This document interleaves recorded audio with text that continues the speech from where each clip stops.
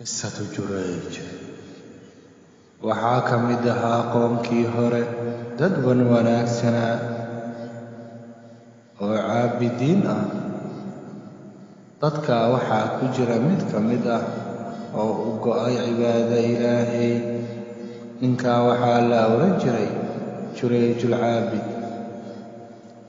Abi Hurayra Allah ka raali noqde waxaa laga wariyay inuu yidhi nabiga nabadgelyo iyo naxariis dushiisa allaha yeelee wuxuu dhahay dharabta kuma hadlin saddex mooye ciisihii ibnu maryama iyo Jurayjul Caabid.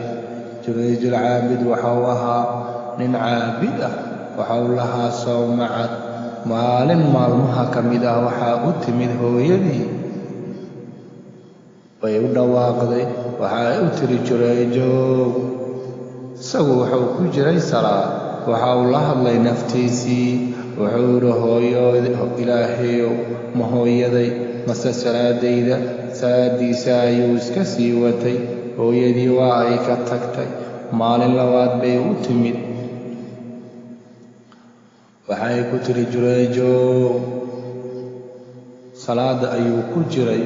waxa uu laabta ka yidhi Ilaahayow, ma salaadayda mise hooyaday? salaadiisa ayuu iska sii watay. mar labaad way ka tagtay hooyadii.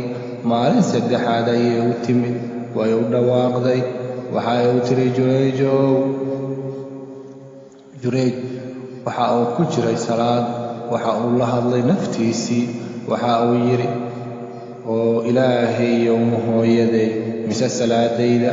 salaadiisii ayuu sii qaabilay. hooyadii aad bay u carootay, caradtii ugu dareeday. waxa ay tiri Ilaahayow, Jurayj ha dilin ilaa aad ka tusto zaaniyaasha wejigooda. muddo kadib waxaa la sheegay in reer banu Israa'iil ay ku sheekaysanayeen cibaadada Jurayj iyo sida uu zaahidka u yahay. arrinkii waxaa maqashay naag jirkeeda ka ganacsata, aadna u qurux badneed. waxay tiri anigaa fidnaynaya. waxay u timid Jurayj, waxa ay ka dalabtay inuu ka sinaysto. Jurayj ma milicsan oo wuu diiday. waxay u tagtay nin raaci ahaa qowsaar ee ka ag dhowaa meesha sawmacadda.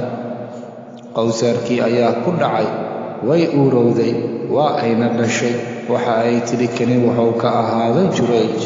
reer banu Israa'iil aad bay u xanaaqeen, waxayna dhaheen masaahidkii baa dhalay cunugani.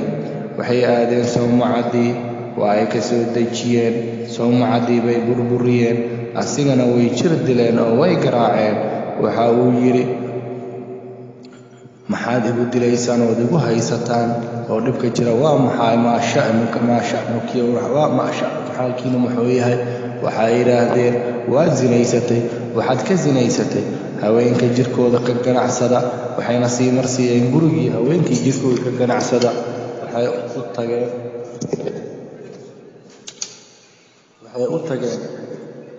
waxa uu ku yidhi imariya oo ii geeya cunuga aan dhalay. waxaa loo geeyey cunugii.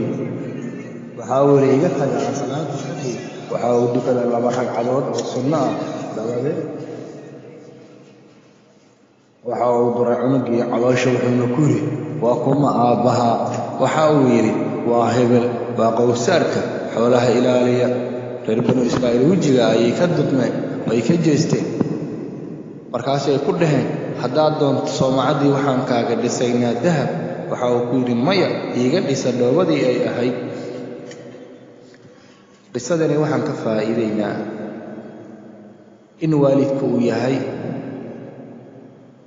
kan ugu sarreeya ee nolosha, in loo baarin falo amba la ajiibo yahay. marka laga soo tago Allah subxaanahu wa tacaala waa mid uu amray.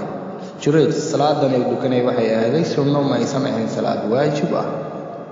waxaana nabigu uu yidhi nabadgelyo iyo naxariis dushiisa allaha yeelay. hadday Jurayj hooyadii fidnaan ahayn ugu habaari lahayd